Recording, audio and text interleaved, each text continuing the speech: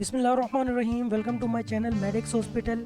Medics hospital एक ऐसा channel है जिसके ऊपर डिजीज़ मेडिसिन को डिटेल के साथ स्टडी किया जाता है।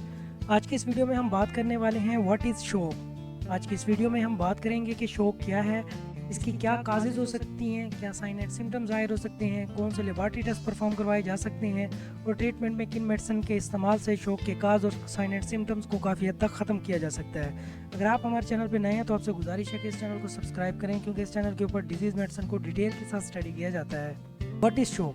आज की इस वीडियो में मैं आपको शोक एक सिंपल लैंग्वेज में समझाने की कोशिश करूंगा। ये एक क्रिटिकल कंडीशन होती है, सडन ब्लड लॉस को शोक कहा जाता है। शोक बेसिकली सदमे को कहा जाता है। जब भी कोई चीज़ आपसे दूर हो जाए तो आपको अचानक दूर हो जाए तो आपको शॉक लगता है। इसी तरह जब हार्ट के अंदर ब्लड लॉस होना शुरू हो जाए और अचानक शुरू हो जाए ब्लड लॉस, ये एक तो ये होता है ना कि बंदे को डिजीज़ हो और उसको पता होता है कि मुझे ये डिजीज़ है, लेकिन अचानक से अगर उसको पता चले कि मुझे ये डिजीज़ है तो वो एक किस्म से शॉक में आ जाएगा। इसी तरह जब हार्ट के अंदर अचानक से ब्लड लॉस होना शुरू हो जाता है ना, उसको शॉक कहा जाता है। अब ये ब्लड लॉस किसी भी वजह से हो सकता है, हार्ट अटैक की वजह से हो सकता है, हार्ट फेलियर की वजह से भी हो सकता है।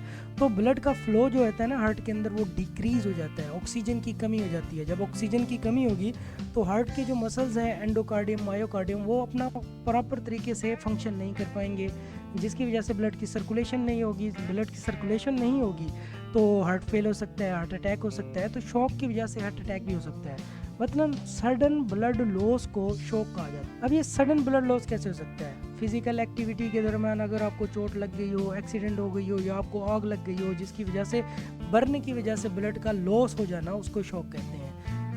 इसकी कुछ टाइप्स हैं जिनमें cardiogenic shock, hypovolemic shock, anaphylactic shock, septic shock और न्यूरोलॉजिकल शॉक शामिल है।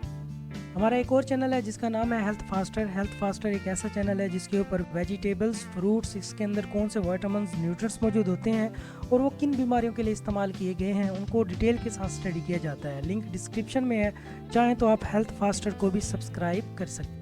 अब हम बात करते हैं काजेज ऑफ शोक्स के काजेज किन वजूहत की बेस पे हो सकता है। There are several causes of shock, जिनमें हार्ट अटैक है, हार्ट फेलियर है, trauma, heat stroke, blood loss, allergy की वजह से, पॉइजनिंग की वजह से, सीवियर बर्न की वजह से हो सकती है।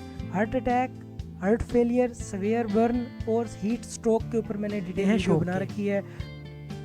बात करते हैं साइन एंड सिम्टम्स के। शॉक के होने के बाद बॉडी के ऊपर कौन से साइन एंड सिम्टम्स ज़ाहिर होते हैं, जिनमें स्किन जो है ना वो पील पड़ जाती है, इसके अलावा येलो स्किन हो जाती है, पिगमेंटेशन आ जाती है, रैपिड पल्स हो जाती है, हार्ट बीट तेज़ हो जाती है, ब्रीथिंग तेज़ हो जाती है, वॉमिटिंग हो सकती है, नोज़िया हो सकता है। इसके अलावा जो पल्स है, प्यूपल्स हैं, आइज़ हैं, वो इनलार्ज हो जाएंगी और फटीग होगी, मसल्स स्टिफ होंगे, मसल्स वीक हो जाएंगे। ये कुछ इसके साइन एंड सिम्टम्स थे शॉक के।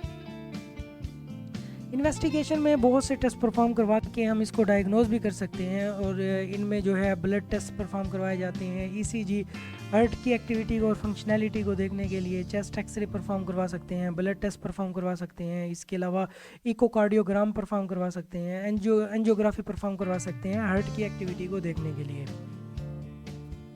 प्रिवेंशन के तौर पर सबसे पहले तो आप ना 911 पे कॉल करेंगे ताकि उनको फर्स्ट एड ट्रीटमेंट दिया जाए। इसके बाद आप इसको सीपीआर देंगे, ब्रीथिंग देंगे ताकि उसकी फंक्शनैलिटी को बढ़ाया जाए। इसके अलावा आप इंजेक्शन भी दे सकते हैं ट्रीट के लिए। फर्स्ट एड जितने भी ट्रीटमेंट है सबसे पहले आप वो देंगे। आप इसको हॉस्पिटल में लेके जाएंगे तो कुछ मेडिसिन दी जाएंगी शॉक के लिए, जिनमें डोपामीन शामिल है। इसके अलावा एपिनेफ्रीन और नॉन एपिनेफ्रीन वगैरह ये दिए जाते हैं शॉक के पेशेंट को ट्रीट करने के लिए। इन मेडिसिन देने का मकसद यही होता है कि शॉक जो कि एक सडन कंडीशन होती है, इनके साइन एंड सिम्टम्स और काज को ख़त्म किया जाए।